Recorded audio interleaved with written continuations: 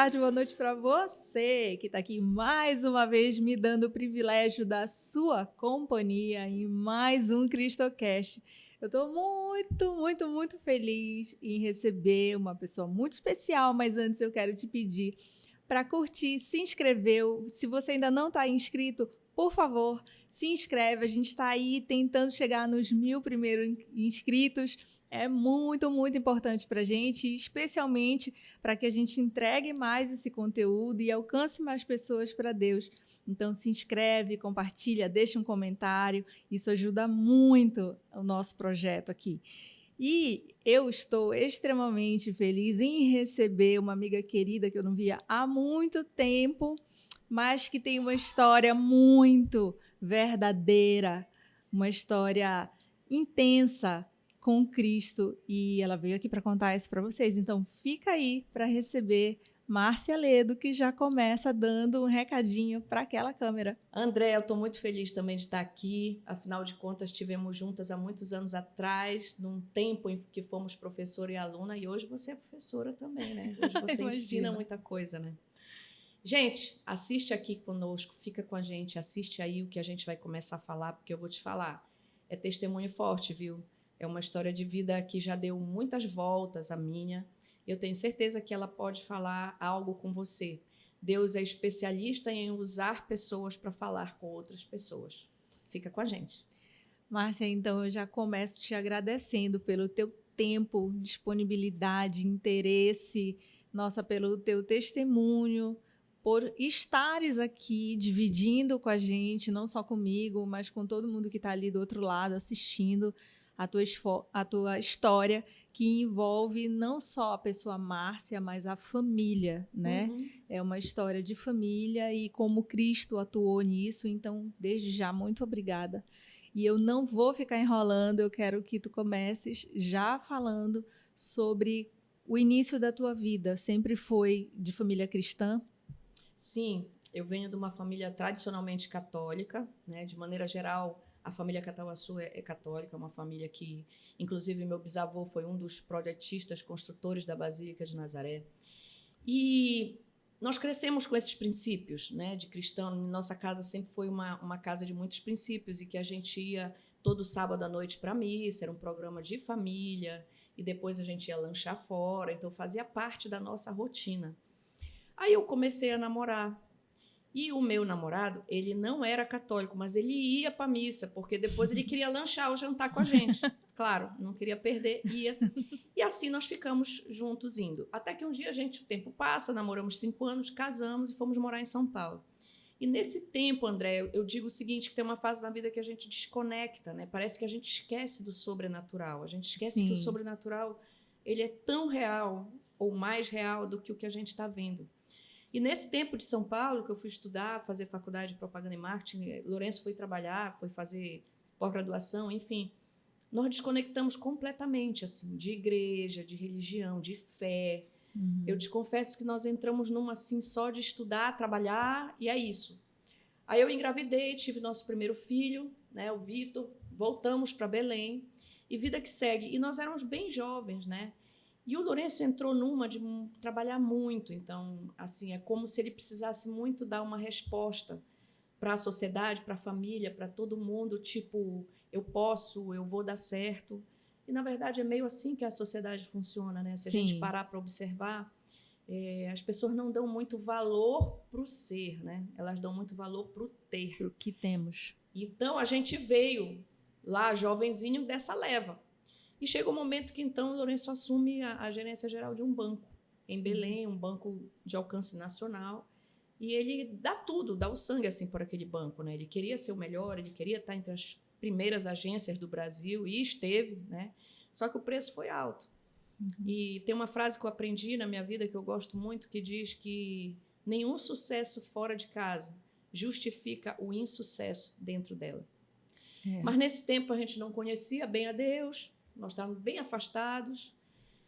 E aí, então, Lourenço entra nessa roda viva de muito trabalho, etc. Eu também trabalhava muito, montei agência, nós entramos numa de trabalhar muito, só que ele começou a se tornar muito ausente.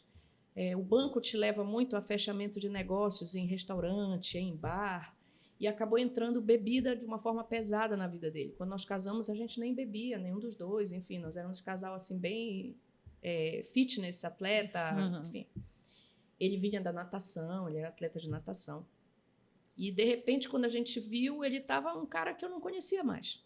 E várias vezes, André, eu usei essa frase. Ele chegava em casa de madrugada, muitas vezes bêbado, eu olhava e dizia assim, eu não te conheço mais. Cadê o cara que eu casei? Poucos anos depois, 5, 6 anos de casado, a gente estava enfrentando uma crise dessa que eu nunca imaginei, né, que ia acontecer. Aí ele entra nessa de bebida e tal, começa o conflito e chega uma hora que eu não aguento mais e peço separação. E aí a casa começou a cair, né? Algo que a gente nunca imaginou, porque para nós éramos aquele casalzinho de colégio que namora a vida inteira, casa e vai ser feliz para sempre. Ficaria para sempre. Né? Então, de repente, a coisa começa a desmoronar. E é aí que Lourenço larga, então, a bebida para tentar resgatar um casamento. Isso levou tempo, isso foi sofrido, foi um tempo difícil. E ele entra em depressão, porque a gente sabe que a bebida ela é uma droga lícita, né? Mas muitas vezes ela leva ao descontrole. As pessoas que não têm controle com a bebida alcoólica, ela corre o risco de se tornar um dependente, né? E ele se tornou um dependente. E às vezes a pessoa pensa, não, dependente é só aquele que está na calçada bebendo dia e noite. Não. Dependente é todo aquele que não consegue fazer nada sem incluir o álcool. Então é por isso que eu digo, ele se tornou um dependente, porque não existia mais uma vida de família, não existia mais momento de nós 4 com as crianças, porque não interessava isso, né? O que interessava para ele era festas, negócios, onde havia gente, né? Sabe, Márcia, uma coisa que me chama a atenção é que é tão comum esse cenário que vocês viveram ainda hoje, né? Porque tem uma busca intensa por sucesso, por prosperidade, por fama, por tudo nesse sentido, né? Você precisa ser algo, mostrar que tem algo, ser sempre feliz, sei lá, aquela vida de férias. De redes sociais, né? Mais ainda, porque as pessoas querem mostrar, né, o que elas não são. Enfim, e acabam sacrificando o que é mais precioso. O que é mais precioso, um tempo precioso, né? Família que é precioso, um amor que é precioso, não é? E aí nesse tempo, mas eu digo que Deus foi bom demais para nós, sabe? Teve muita misericórdia, porque nós ainda conseguimos resgatar, né? E aí ele entra numa profunda depressão, porque pensa, junto com o problema da bebida, ele sai do banco.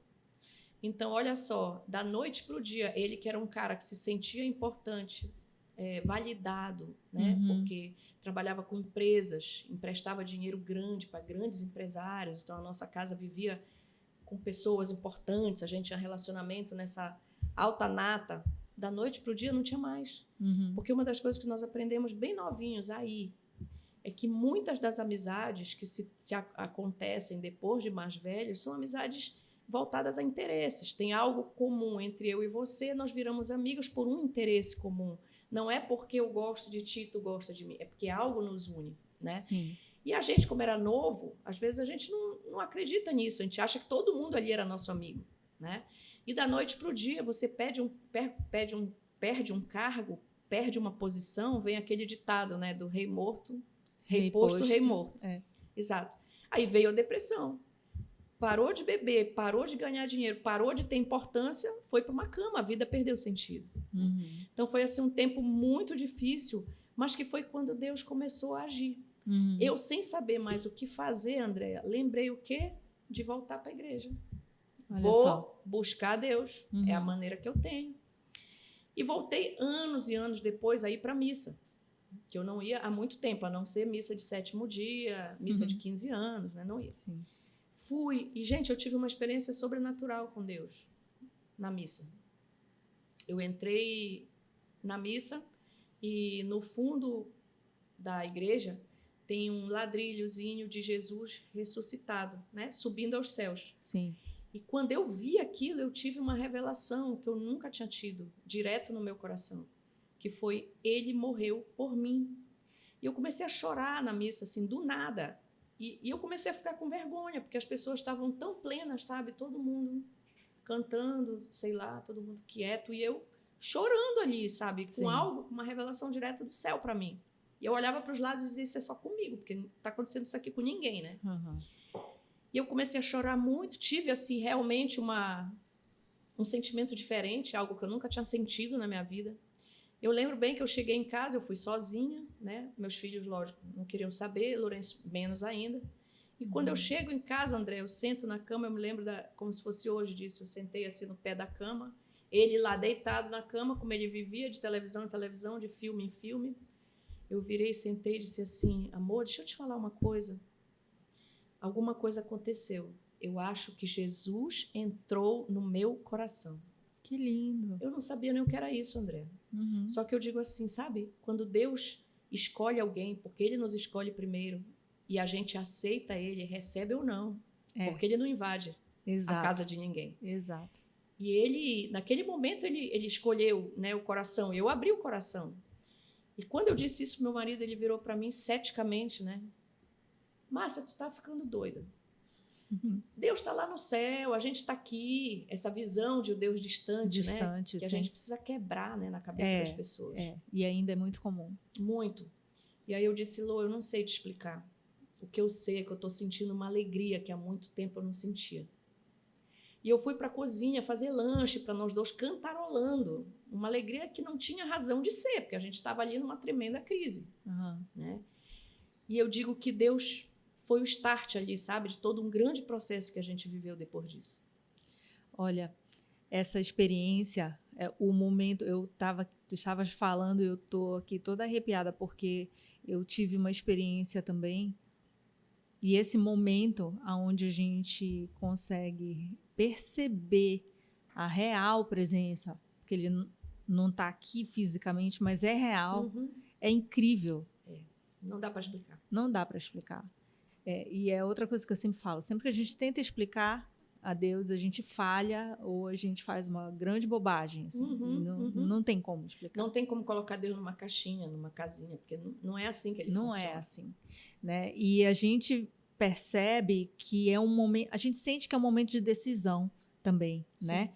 De ou a gente aceita Sim. e se permite viver aquilo com ele, e aí a gente nem sabe como é que vai ser, mas vem uma confiança também. Sim. Né? De que é isso que eu tenho que fazer. Porque o Espírito Santo convence, ele mesmo convence a gente, né? Ele passa essa segurança. E aí o louco é o seguinte, é que aí o que acontece? Eu disse, esse é o caminho, eu tenho que levar o Lourenço, porque ele só vai sair da cama assim. E como foi que tu fizeste para tocar o coração dele também? Pois é. Só que ele não queria saber de igreja, de missa, de nada. Porque ele não era, ele nunca foi. Né? A família dele professava outra fé, enfim. E aí eu não consegui levar.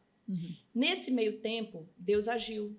Usou uma pessoa, olha que louco, usou uma pessoa que era amigo do tempo de natação, de infância, de juventude dele, para nos convidar para uma reunião de estudo na casa dele. Ou seja, não era uma igreja, a gente não ia para uma igreja. E aí eu pensei, como eu vou dizer isso para ele? Ele não vai querer ir. Se eu falar que alguma coisa, a palavra religião para ele já botava doido. Como é que eu vou falar? Eu digo, já sei, não vou falar. Vou dizer que fulano nos convidou para ir na casa que era dele. Para ir na casa dele, que eu não entendi direito o que era, mas era para a gente ir lá, que ele quer nos reencontrar, nananã. E assim eu disse. Convidei. Disse, olha, hoje à noite vai ter uma reunião na casa do fulano, vamos embora lá e tal, não sei o quê. Mas o que é? Olha, eu não entendi direito. O celular naquela época, às vezes, dava umas falhas. E eu dizia, estava falhando. E eu não sei bem o que é, mas vamos lá, a gente não vê esse casal há tanto tempo. Vamos. E ele topou ir, Andréa. Quando a gente chega na casa, porta entreaberta, uma sala grande, e tinha umas pessoas tocando violão, né? Cantando louvor. Ele só me olhou, tipo assim, que é isso? Eu fingi demência, como dizem, né?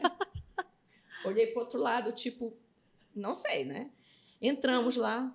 Só que a palavra de Deus ela é linda, porque aí uma pessoa nesse dia pregou e começou a falar da palavra de Deus, algo que entrou nos ouvidos dele, era algo que ele estava precisando, né? Sim.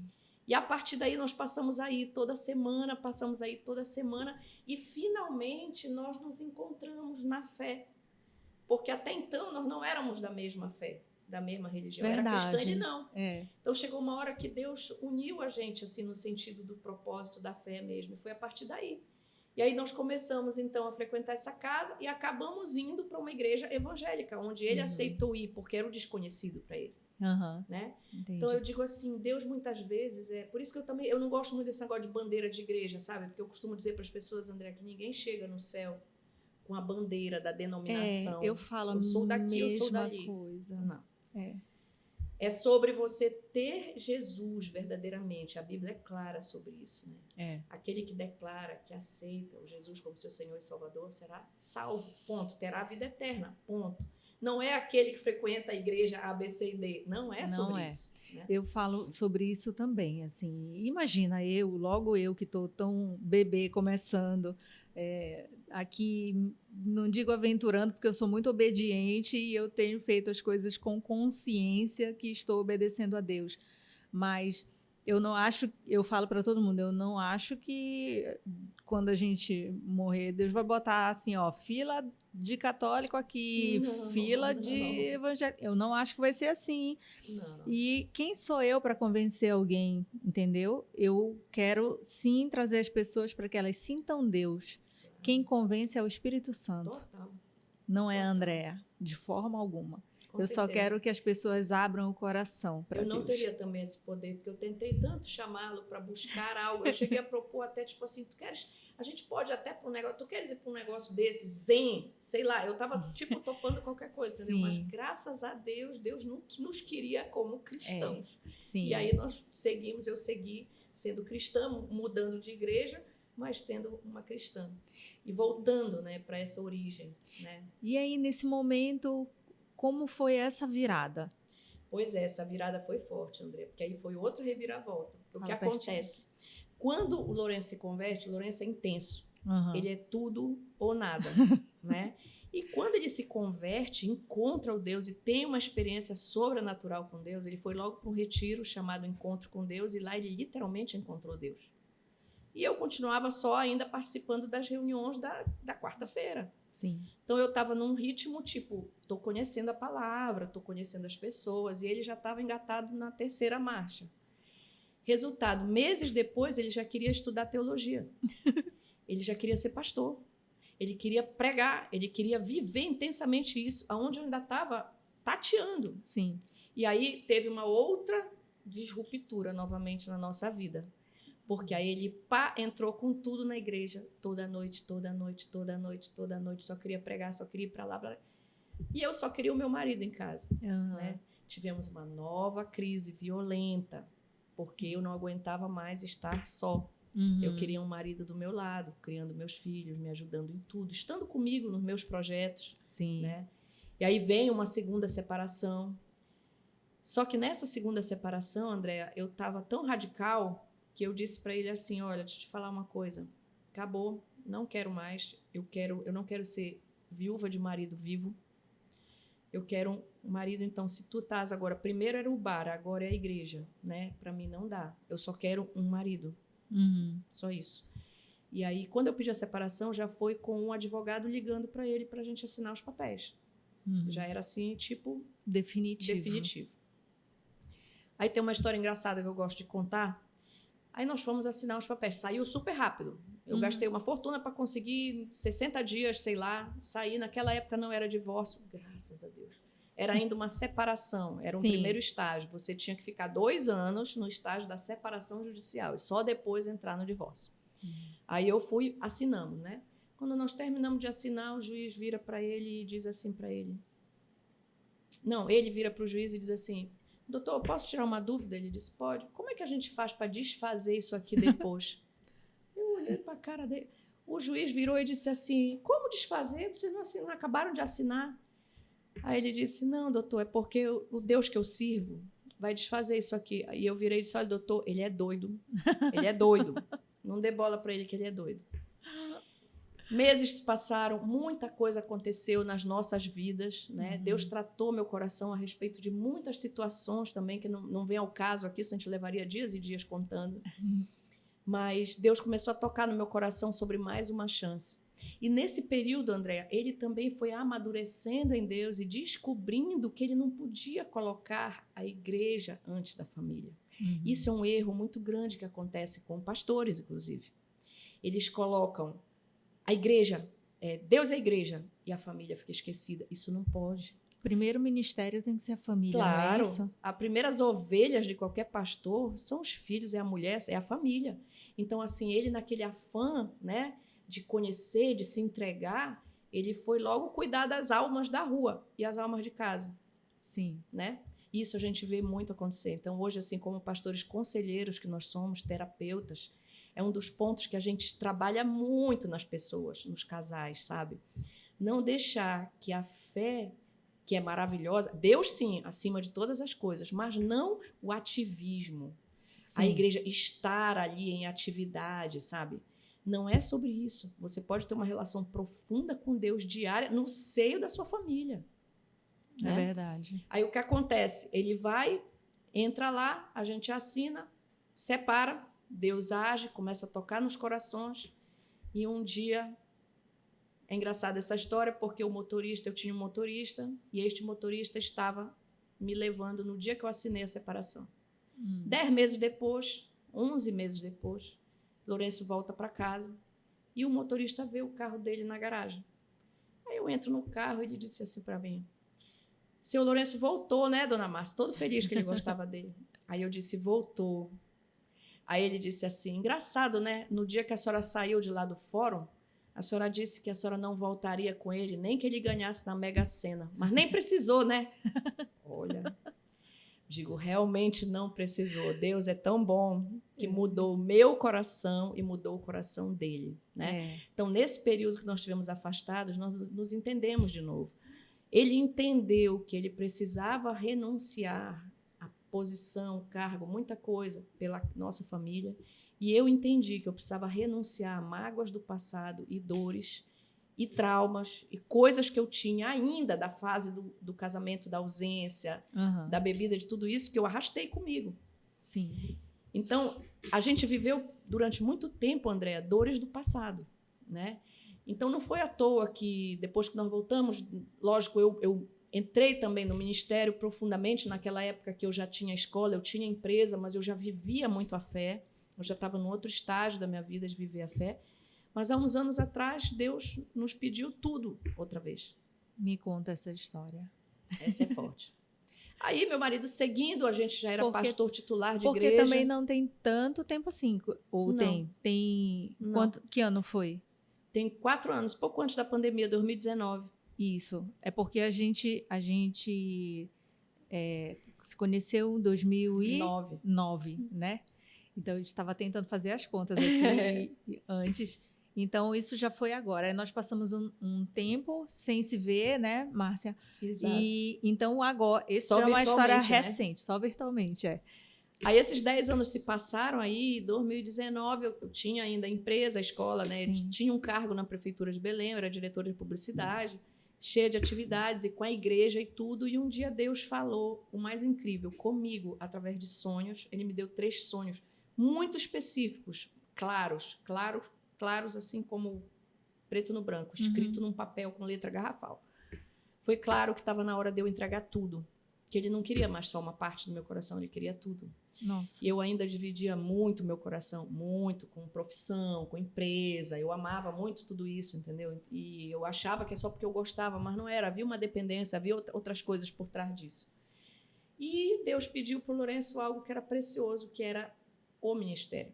Nossa. Que ele não ia mais ser pastor titular da igreja que nós éramos. Imagina, a gente estava numa igreja no bairro do Tenoné, que é um bairro grande. A nossa igreja tinha uns 1000 membros. A gente tinha muitas responsabilidades ali e um prazer muito grande também com aquelas famílias. A gente já estava lá há 7 anos liderando essa igreja. E Deus fala com ele, pede tudo, e fala comigo em sonho e pede tudo. E quando eu cheguei com ele para dizer isso, né? Lô, tá acontecendo alguma coisa estranha, eu tenho tido uns sonhos assim, comecei a contar para ele, ele virou para mim e disse: nem te conto. Deus me falou que está acabando o meu tempo à frente de igreja. Eu ainda não sei o que Deus quer de nós, Márcia, mas nós dois vamos dar uma virada total na nossa vida. Incrível. Algum tempo depois, estávamos nós dois indo para uma base missionária no Chile, que foi a direção que Deus nos deu, e para passar um mês. E eu dizia assim para ele, será que eu vou conseguir passar 30 dias numa base missionária, longe de toda a minha vida, da minha casa, da minha família, da minha empresa, do meu trabalho, de tudo o que eu chamava do que era a minha vida, né? E a nossa surpresa foi que no 30º dia, na hora da gente vir embora, eu disse para ele lá, eu nunca imaginei que eu ia te dizer isso, mas a minha vontade é não ir. Eu estou indo com vontade de ficar. Ai, meu Deus. Nós viemos para organizar as coisas e voltar. Então, em janeiro de 2020, a gente deixava tudo, André. Eu deixei a minha casa, eu morava num apartamento que meu pai me deu, eu entreguei para ele a chave de volta, eu disse, pai, esse lugar não é mais meu, não é isso que Deus quer agora para mim. E nós voltamos para essa base e lá nós passamos quase 2 anos, entre idas e vindas. Amém. Literalmente, com a roupa do corpo e com uma mala de roupa de frio, que tem que ter, né? Sim. Uma cidade fria. E aí eu tive experiências muito incríveis com Deus, muito sobrenaturais mesmo. Antes da gente falar sobre essas experiências, é muito bom ver assim, o agir de Deus, né? Mas que vocês também estavam preparados para receber. Sim. Né? Engraçado, eu estava antes de começar a gravação conversando com os rapazes aqui que estão na produção, falando do quanto a gente precisa estar preparado para receber as coisas, as oportunidades, para receber o que Deus manda, direciona a gente. Né? A gente não pode estar a esmo. A gente tem que estar direcionado e ter maturidade para tomar as decisões certas. Sim, exatamente. Não é? E confirmação mesmo de Deus, né? Então, nós tivemos várias confirmações, sabe, desse tempo, porque a Bíblia é cheia das histórias dos profetas, né? E os profetas, eles existem, sempre existiram para confirmar, né? Então, Deus fala com a gente em sonho, Deus fala com a gente de forma audível. Eu não tive essa experiência de ouvir, mas conheço algumas pessoas que já ouviram. Eu já tive experiência de sonho, já tive experiência de algumas visões e experiência de sentir algo no meu coração, que eu tive uma impressão no meu coração, o Espírito Santo falando direto no meu coração. E essa foi uma delas. Quando Deus, além dos sonhos, no meu coração, eu comecei, André, a não querer mais. Eu não sei nem te explicar. Eu ia trabalhar, mas eu não tinha mais prazer naquilo. Aquilo parou de fazer sentido para mim, sabe? Sim. Porque quando Deus confirma, Ele confirma profundamente em nós, né? E aí e graças a Deus, nós estávamos de comum acordo nisso. Pois é. Porque Deus falou com os dois, porque era um projeto de família. Sim. Aí olha que louco, né? Aí no meio disso, Vitor estava iniciando uma obra, porque Deus deu uma visão de um ministério independente para ele, que é a Link Church hoje, a igreja. Pois é, hoje quem ainda não conhece, o Vitor, que é o filho mais velho da Márcia, também é pastor. Sim. Que na época também nem cogitava, nem imaginava, era empresário, falava que ia ser empresário como eu, né? A minha filha também, hoje, a Verena, é missionária também. Olha e acabou, André, de entregar um emprego dela, um super emprego também, para servir na igreja. Tá vendo só? Em tempo integral. É incrível o agir de Deus. Eu nunca imaginei nada disso, eu te confesso. Assim. Continuo sendo surpreendida, sabe, pelo Senhor. E também estávamos falando tiquinho antes de começar a gravar, né? Como a gente não consegue jamais prever o que pode acontecer nem na nossa vida, nem na vida dos nossos filhos, nem, enfim. Não tem como. Por isso que a Bíblia diz, né, que os homens fazem seus planos, mas a última palavra vem do Senhor. Pois é. Porque a gente faz tanto plano. Verdade. E, de repente, sai tudo diferente. Olha, o CristoCast é exemplo disso também. Eu nunca imaginei estar aqui fazendo um podcast cristão e jamais imaginei fazer. E veio também em sonho, né, para mim. Com certeza. Completamente. E as coisas mais loucas que são, quando às vezes as pessoas me perguntam, né? Mas como é que a gente sabe que é a voz de Deus? A gente tem que discernir, né? Porque existem 3 vozes. Existe a voz da nossa alma, que somos nós, a nossa parte mais humana, falando, gritando. Geralmente, a nossa alma, como é o nosso eu humano, geralmente ela é enganosa, né? A nossa alma nos engana, nos prega peças, né? Porque é movida a emoções, as emoções estão na alma. Existe a voz do Espírito, que é quando é Deus falando, e existe a voz do inimigo, que é quando o inimigo também buzina, nos acusa e fala coisas para desconstruir os nossos sonhos. Quando é o inimigo, a gente entende porque ele é o acusador e o mentiroso. né? A Bíblia diz que o diabo é o pai da mentira, né? Então, coisas que vêm te confrontar de maneira geral, num nível de te diminuir, colocar para baixo, é coisa do cão, né? Agora, a voz de Deus é a voz da alma. Até onde sou eu querendo? É simples também. Geralmente, o que o Espírito Santo quer de você não é algo que você quer. Ai, é isso mesmo. É incrível. Andréa, eu nunca na minha vida imaginei estar numa base missionária, morando numa casinha simples, com uma cozinha desse tamaninho, com 2 panelas, está cozinhando, está comprando tomate na outra esquina. Nunca pensei na minha vida em estar numa casa que não tinha o conforto da minha casa, né? De chegar num nível de desapego desse. E, inclusive, quando a nossa filha foi, que ela foi a primeira na nossa família a Deus falar e enviar, em 2017 a Verena foi, ela se formou e pediu de formatura uma viagem desse tipo. Olha só. E quando ela foi, eu dizia assim mesmo para ela, minha filha, olha, eu te admiro porque eu não consigo, eu nunca vou, falei. Deus só me olhou Deus e disse, falou, deixa, né? espera. Espera aí. E Deus veio trabalhando em todos nós, né? Então, de verdade, essa é uma forma da gente discernir. Quando é algo, como você disse agora, né? Nunca esteve no teu coração, Cristocast está à frente, é de Deus. Como nunca esteve para mim ser pastora, sabe, Andréa? Sim. Tu sabes, me conheceste como empresária, eu sempre fui pastora de bastidores, eu sempre cuidei de pessoas, mas nunca foi algo que eu almejava. Mas Deus foi me impelindo, me levando a uma forma que hoje eu sou pastora full time. E a gente faz com alegria, com uma alegria Total. que preenche totalmente, né? Total, incrível. Muito incrível. É nos muito incrível. menores detalhes, assim. Eu conto também, estava falando também antes da gente começar. A Márcia falou assim, ai, que bonitinha a marca do Cristocast. Eu falei, eu que fiz. Os detalhes de tudo, a gente quer cuidar com todo o amor do mundo, com todo o esmero, com, né, assim, para ser o melhor que a gente pode dar para Deus, né? Sim, incrível. É muito. E sem retorno financeiro, né? Hoje a gente atende pessoas, né? Lá, né? No Chile a gente teve essa experiência, nós fizemos um curso de terapeutas cristãos. Então nós estudamos profundamente a questão da alma e espírito, né? Que existem dores que são da alma, mas existem as dores do espírito. Nosso espírito muitas vezes ele é ferido lá na barriga da nossa mãe, porque a gente está vivo. Sim. Né? As pessoas acham que a vida começa quando a criança nasce e chora. Não, a vida começa desde no ventre. Concepção. Desde a concepção. Então, nosso espírito, a Bíblia diz que Deus sopra a vida em nós. Sim. Porque pensa comigo, quantos casais têm relações sexuais e não têm filhos? Quando é que surge a criança? É na relação sexual? Não. É quando Deus sopra a vida.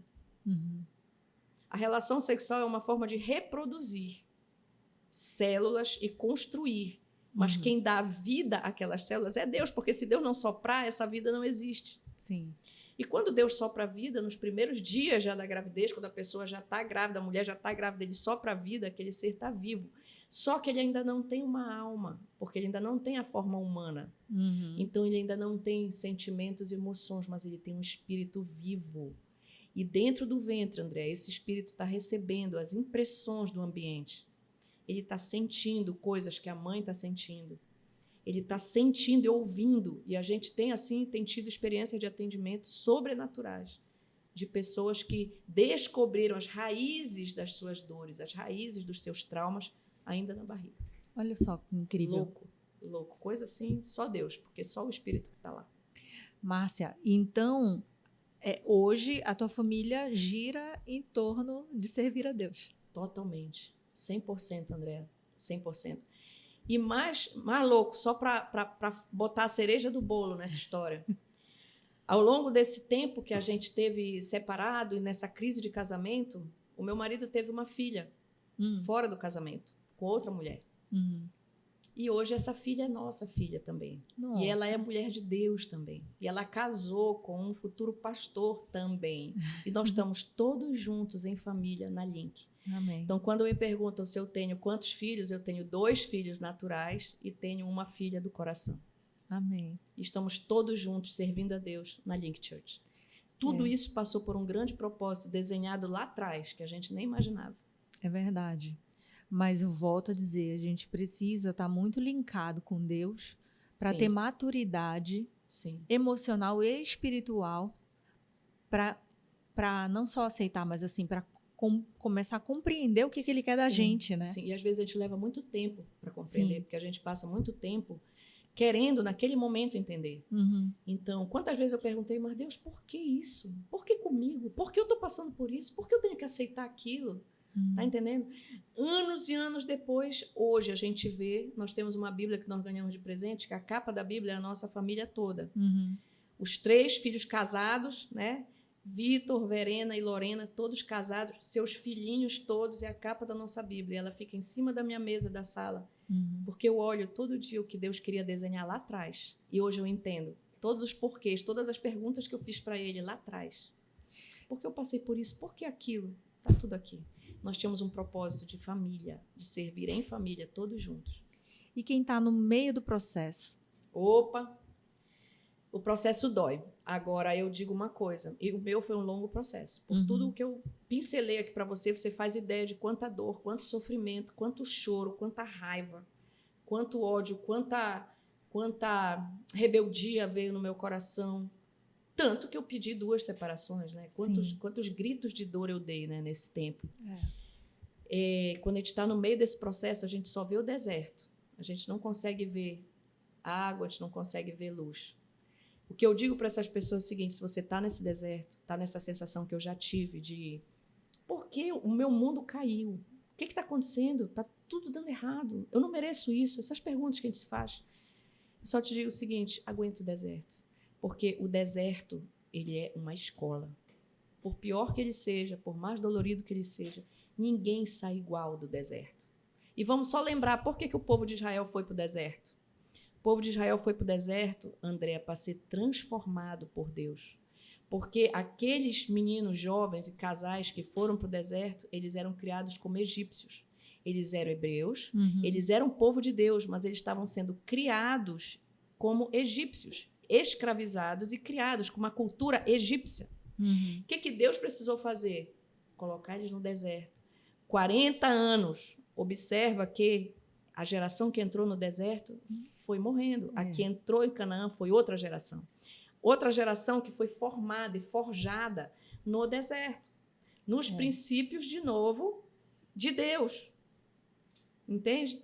Então, muitas vezes, Deus nos leva para o deserto para nos desconstruir. E quando a gente sai do deserto, a gente sai outra pessoa. Eu acredito muito nisso. Muito. Eu vivi isso e te digo. A Márcia de hoje não tem nada a ver com a Márcia de 20 anos atrás. Nada. Mas a gente meio que resiste a entrar no deserto também, né? A gente não quer sofrer, A gente né? luta bravamente. Mas quando a gente consegue enfrentar que a gente precisa ser confrontado também, né? Porque daí Deus vai quebrar as coisas mais duras que existem na gente. Sim, as estruturas, né? Quebrar as estruturas. Outro dia a gente estava atendendo um casal e ele falando do processo dele e tal, mas assim, muito revoltado, né? E aí eu disse para ele, olha, eu vou te dizer até uma coisa que está na internet, é um meme hoje, mas é a mais profunda verdade que eu posso te dizer. Aceita o processo que dói menos. Aceita. Aceita. É isso. Lá na frente você vai entender muita coisa que você não está entendendo agora. Porque enquanto a gente está se degladiando, e eu me degladiei com todos os meus processos aí, da menina princesa que ia casar com um príncipe perfeito e a gente ia morar eternamente num castelo. E quando 5, 6 anos depois o meu castelo está destruído, tudo estragado. Havia toda uma concepção, né, de toda uma vida, né? Foi muito sofrido para mim enfrentar tudo isso, até porque eu vinha de uma família também, meus pais são casados até hoje. 66 anos de casado. Que lindo. Em harmonia, lindos, fofos eles são até hoje. Então eu tinha referência de família muito estruturada, então eu perguntava, mas por que eu estou passando isso? Sim. Entendeu? E lidar com a expectativa do outro também, né? Opa. Porque enquanto somos casal, a gente precisa sempre lidar também com o outro, que às vezes não está no mesmo ritmo. Exatamente. Muitas vezes. E vocês tiveram essa experiência de conseguir ficar no mesmo ritmo? Sim. Para consertar as coisas? Sim. E nessa volta, nesse retorno, ainda foi muito difícil, né? Porque foi um realinhamento, um novo começo. Só que tem algo sobre novos começos que eu gosto de dizer, que é o seguinte: toda vez que você tem um novo começo, quando a gente fala, ai, olha, é tempo de recomeçar. Às vezes essa palavra recomeçar dói, porque a gente diz assim, nossa, eu vou voltar lá para o início. Não, não é voltar para o início, porque o recomeçar, você não vai voltar para 10 anos atrás. Você vai recomeçar de hoje, daqui para frente, com a bagagem que você já tem, emocional e espiritual, com a maturidade que você já tem. É um recomeço diferente. Nunca vai ser um recomeço igual ao primeiro começo. Verdade. É dali adiante, com todas as transformações que já aconteceram no caminho. E o que a gente pode considerar? Assim, por que vale a pena crer? Por que vale a pena se entregar para buscar essa transformação? Olha, eu digo o seguinte, eu hoje não consigo entender uma vida sem Jesus Cristo. Não consigo, né? E quando eu converso com pessoas que não tiveram essa experiência, que não conhecem Jesus Cristo, que não frequentam a igreja, que não conhecem a palavra, que, enfim, não vivem o sobrenatural de Deus, eu sempre me pergunto assim, caramba, o que move essa pessoa? Né? Porque hoje nós somos movidos por propósito. Então, quando você não tem um propósito claro na sua vida, o que te move? É acordar todo dia, como muitas vezes eu acordei pensando em que negócio que eu ia fechar naquele dia para ganhar mais dinheiro. Aí fechava, aí ganhava. E agora, vai ser mais uma viagem para a Disney? Ou mais uma viagem diferente para outro lugar? Ou mais... É isso. Isso é propósito, viver de viagem em viagem? De conta bancária? Não é, isso é muito pouco, gente. Deus tem uma eternidade. A gente querer reduzir, né, uma coisa grandiosa a uma insignificância do hoje é muito pouco. A questão que se fala muito hoje, né, aproveitar a vida como se não houvesse amanhã. Né? Eu acho que essa geração mais nova, assim, se engana muito com isso. Porque é possível aproveitar a vida sem esse afã de se perder em coisas supérfluas, né? Porque se aproveitar a vida nessa visão muito mundana que existe hoje, de aproveitar a vida, tipo, transar com todo mundo, liberar geral, tudo, experimentar todo tipo de droga, isso é aproveitar a vida. Pois Sabe? O que é, na verdade, o enjoy life, né? Isso é aproveitar a vida. Se estragar é aproveitar a vida, né? Você entrar numa vida completamente promíscua ou uma vida completamente sem sentido também.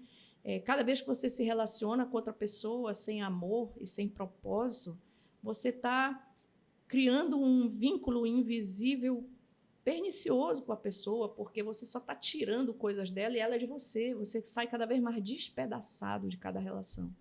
Quando a relação não é inteira, ela deixa pedaços pelo caminho. E depois de alguns anos, você vai estar um caco de todos os pedaços que você já deixou pelo caminho com inúmeras pessoas, né? E é essa visão que, lamentavelmente, os jovens têm hoje, né? Eles acham que isso é liberdade. Eu diria que isso é prisão. Isso é escravidão. A pessoa não conseguir encontrar a alegria no seu próprio existir, no seu viver, isso é escravidão. Você precisar de aditivos químicos, sejam eles quais forem. Você precisar de uma conta bancária alta ou de uma posição social, de se sentir importante para justificar a tua vida. Isso tudo é escravidão. É ser escravo das coisas, né? E tem uma coisa, Andréa, que você falou agora, essa geração, né? Quanto mais as estruturas familiares se deterioram, mais destroçadas ficam as pessoas. E quanto mais destroçadas elas ficam, mais elas buscam, o buraco no coração é maior. Então, mais elas buscam coisas e pessoas para colocar no lugar. Então, elas buscam coisas. E pessoas para tampar esse buraco. Só que esse buraco é infindável, porque ele é do tamanho de Deus. Exato. Nada vai preencher. Nada. E eu digo isso com tranquilidade porque eu vim daí. A gente, durante um tempo na nossa vida, tínhamos tudo. Tudo. Apartamento lindo, muitos carros, dinheiro, éramos conhecidos, circulávamos, mas não éramos felizes. Vivíamos uma vida vazia, de festa em festa, sabe? É isso. E eu gosto de dizer que tem gente que é tão pobre que só tem dinheiro. Perfeito, amo essa frase. É isso aí, só tem dinheiro. Só tem dinheiro, não tem mais nada para contribuir. E o quanto é bom a gente se sentir canal de bênção sem precisar do dinheiro. Exatamente, Não é? exatamente. Sendo livre dessa dependência, né? Não tem uma questão aí na Bíblia que é muito falada, né? E não é que o dinheiro é ruim. Não, Não é isso era que a isso que eu gente ia está falar falando. agora. É a questão do jovem rico, né? Que é muito falado muitas vezes. E o jovem rico era um garoto que pergunta, né? Para Deus, para Jesus, que ele estava cumprindo os mandamentos. E o que mais ele precisava fazer? E Jesus, para provar o coração dele, diz, né? Você é tão perfeito assim? Né? Porque ele disse que cumpria tudo. Eu já faço tudo isso. Ou seja, eu já sou 10, Jesus. Já me aprova porque eu sou top. Eu já sou top. Aí Jesus prova, tu é top. Em outras palavras, né? Então, vende tudo que você tem, dá aos pobres, depois vem e segue-me. Aí a Bíblia diz que ele vai embora triste, com semblante caído.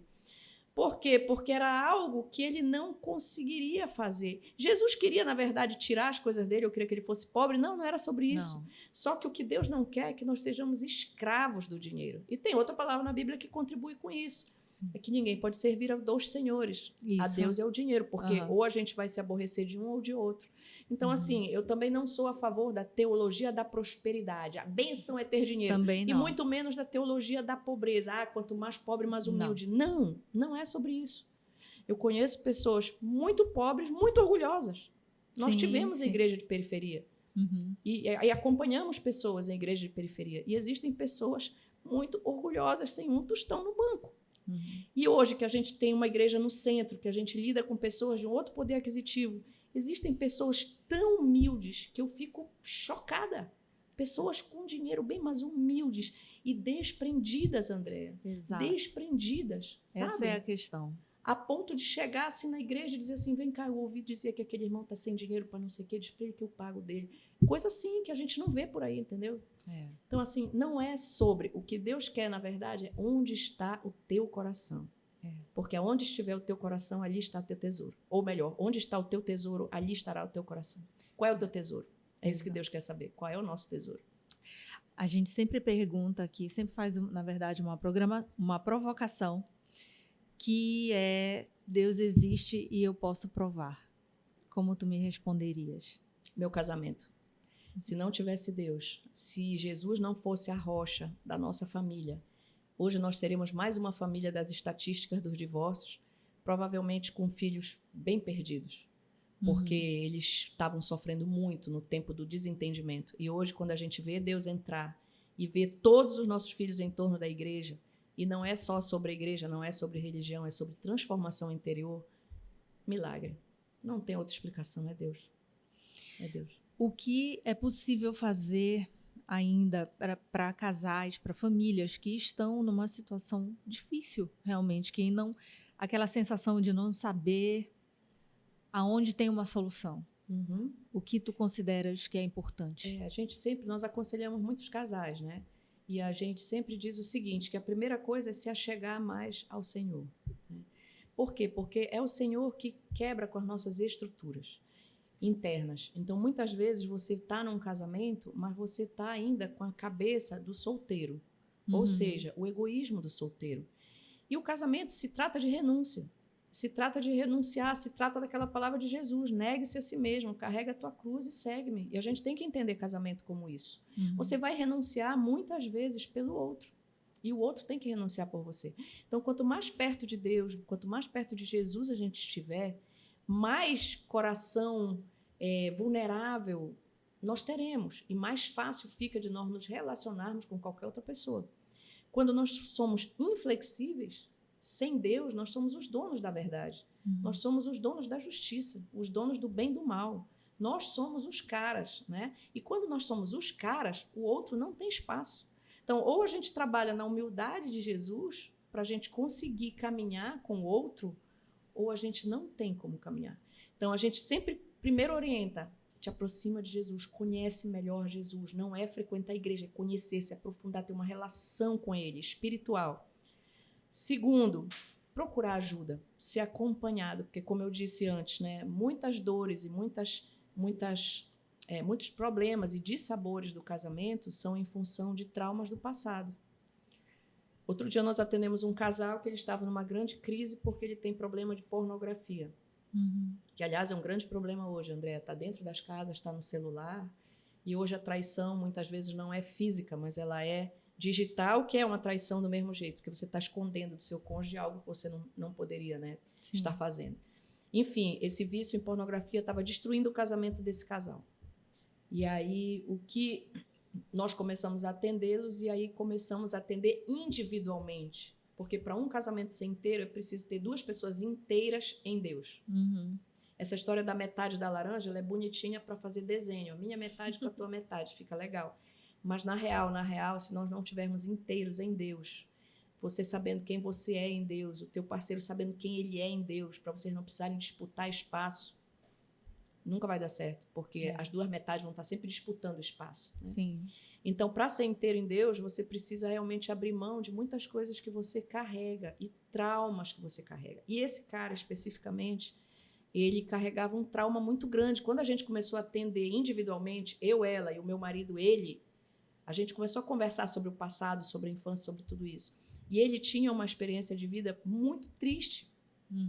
Ele assistiu, ele viu a mãe com muitos homens. Ele viveu uma experiência muito traumática para uma criança. Uma criança não está preparada para ver ninguém num ato sexual, muito menos a sua própria mãe, e muito menos com vários homens. Sim. Então, daí esse rapaz começou a desenvolver um certo desvio na sexualidade dele. E o que pipoca hoje é apenas a consequência do trauma lá dos 7 aninhos de idade dele. E aí a gente precisa tratar isso em Deus, e a gente trata. E temos visto pessoas serem curadas, André, de uma forma espetacular. Porque quando a verdade vem, quando sai o que está oculto, Deus não age no que está oculto, né? Deus age na luz. Então, quando a coisa vem à luz e a verdade vem à tona, Deus age e cura. E essa busca em família, né? Porque enquanto pais a gente quer a felicidade dos filhos. Claro. Às vezes a gente vê, ainda não é minha filha tem só 10 anos, mas assim, vejo amigos que relatam filhos já adolescentes ou maiores, já adultos, que vão buscar no mundo as coisas erradas, Sim. achando que ali estão encontrando felicidade. Sim. O que é possível fazer nesse caso? Eu vejo que tem uma distorção muito grande do amor, né? A palavra amor, ela foi muito distorcida, ela está muito longe do que Coríntios 13 diz na Bíblia, né? O amor é paciente, o amor não é invejoso, o amor não arde ciúme, o amor, ele dá sem receber nada em troca. E o que a gente vê hoje na sociedade é muita manipulação, que não é amor. A manipulação, ela sempre busca algum interesse em troca. O amor não, o amor só dá. Então, os pais precisam também aprender a dar amor para os seus filhos. E quando eu falo dar amor, é não cobrar aquilo que ele quer. Só olhar para o menino para cobrar a nota boa, só olhar para o menino para cobrar o comportamento, só olhar para o menino porque o nome disso é manipulação. Eu estou querendo que ele seja como eu quero que ele seja. Então, eu estou em benefício próprio educando ele. Mas o amar sem o interesse é valorizar essa criança pelo que ela é. É saber sentar com ele e conversar, porque são coisas tão simples, André, que parece que a gente está ensinando a roda. Só que não, é que as pessoas se esqueceram do simples, do básico. É chegar do colégio, e aí, como é que foi hoje na escola? E o que você está aprendendo lá? Qual é a sua dificuldade? E aquela sua amiguinha, ainda é sua amiguinha? E aquele menino que você estava gostando, ainda está por lá? Conversar, ouvir, tempo de qualidade, sabe? Sim. Ter tempo de qualidade, olho nos olhos, sabe? Uma outra coisa que a gente percebe muito na sociedade atual é a desconexão do que os pais dizem com o que eles fazem. Se você fizer uma entrevista rápida com os pais de uma escola, ou de qualquer escola, o que é mais importante na sua vida? Ele vai responder meus filhos. Com certeza. Todo mundo que é pai e mãe responde meus filhos.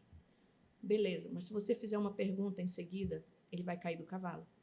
Quantas horas por dia você passa com seus filhos?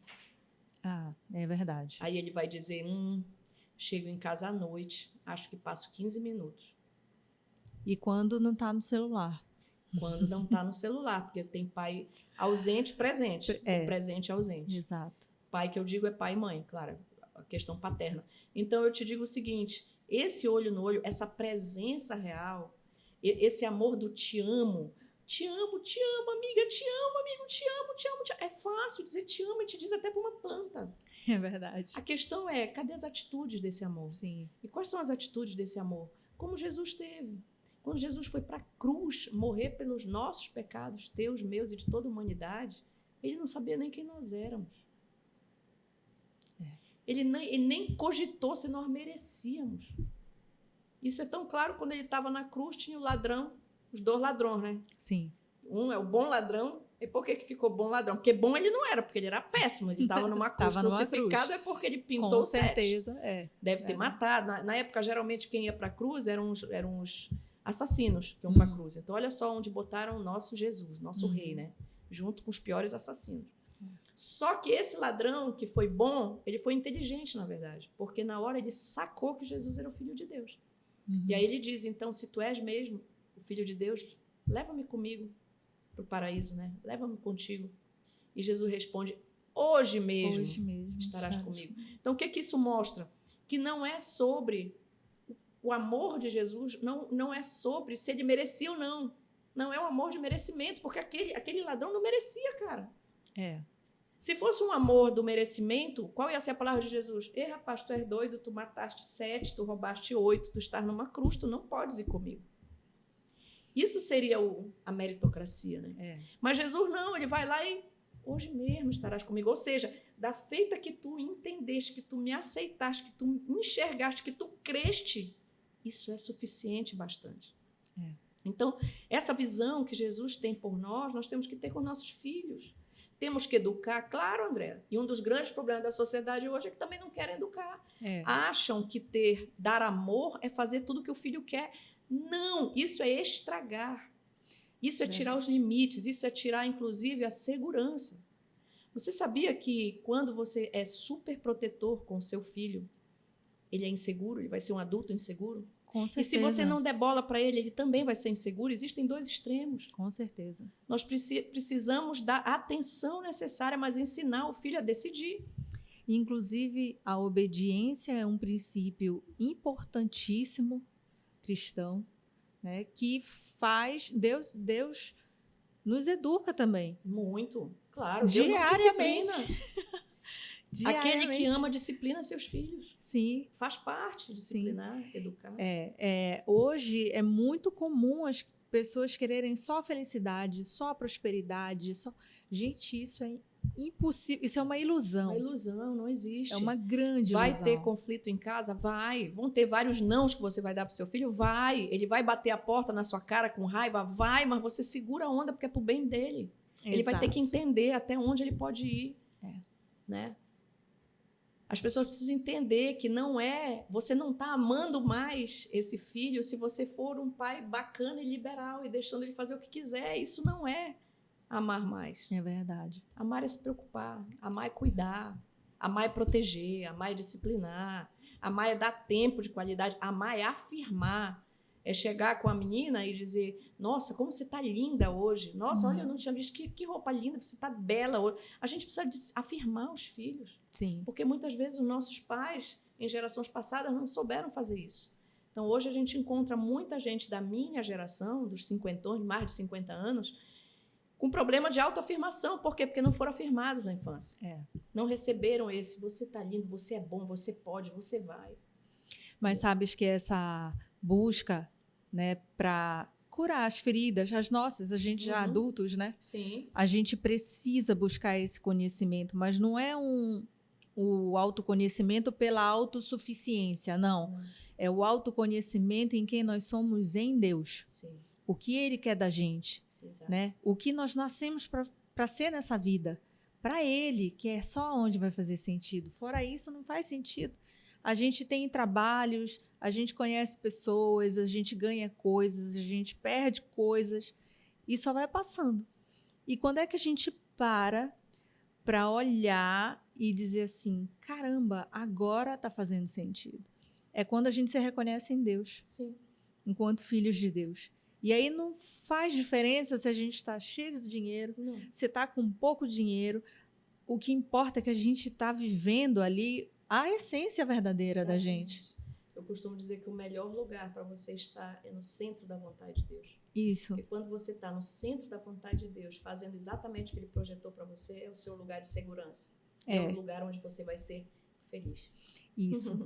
Márcia, para a gente começar, infelizmente, a encerrar essa conversa, Sim. eu quero saber ainda tem um evento que vocês estão trazendo. Sim, boa. Me Eu fala mesma já sobre tinha isso. esquecido. A nossa igreja, junto com várias igrejas de Belém, a intenção é a gente fazer uma conferência de avivamento. Por isso que o nome é em inglês, lá na Link Church é tudo em inglês, enfim. A gente brinca que o caboclo tem que aprender inglês lá, vai aprender lá, porque rola muito inglês lá, mas enfim. Então, Revival Conference, que é conferência de avivamento para a cidade de Belém, vai acontecer 13 e 14 de outubro, no Hangar. Tem um Instagram, que é @RVLConference. Você entra lá e você pode pegar os dados da inscrição. Vem uns preletores incríveis de fora, vem inclusive um diretor dessa base do Chile, onde eu estive. Esse cara é um paizão de sabedoria, sabe aqueles homens grandões que te dão um abraço de urso, assim, gostoso, fofinho. Ele é enorme. E ele, cara, é puro amor. Esse homem é puro amor. Que lindo. E vem compartilhar uma palavra incrível com a gente. Vem outras pessoas também de São Paulo, do sul do Brasil. Vem banda de louvor muito legal. Enfim, são vários convidados aí que vão dar um recado. E o nosso interesse nada mais é do que mover céus e terras, né? Viver, que as pessoas vivam o sobrenatural de Deus. É uma conferência aberta a qualquer religião, para qualquer pessoa que queira sentir o sobrenatural de Deus, porque lá é um negócio forte. Nós já estamos em jejum de 40 dias para que o céu desça naquele lugar. Olha, eu já estou me convidando para ir, Bora? Tá bom? Já vou providenciar teu ingresso. Eu quero ir, sim. Márcia, nossa, não tenho como agradecer, passou muito rápido. A gente precisa de um outro episódio. Mais um para a gente trazer também teu esposo, trazer a família toda, seria muito legal. Com certeza. Vamos providenciar. Combinar. Adorei te rever. Eu também. Só que o tempo para ti não passou, né? Linda. Oh, meu Deus. Rostinho de belo. Tudo certo. Oh, igualmente. Olha, obrigada, dá aqui amor. a mão, porque aqui a gente agradece assim. Segurando a mão, passando energia positiva, agradecendo, assim, pedindo muitas bênçãos de Obrigada, Deus. Querida, para você também. Viu? Que a tua família seja muito abençoada. Amém. Tu sabes, me conhece e sabe que eu só faço as coisas que são muito verdadeiras. E eu estou muito feliz de tu teres acreditado e vir aqui hoje. Fiquei muito feliz quando eu vi esse projeto e disse, uau, quando eu vi esse projeto, disse, eita, tem alguma coisa aí. tem dedo de Deus aí. Isso, então Amém. Muito obrigada, viu? Também, prazer é meu, Andréa. Conte conosco.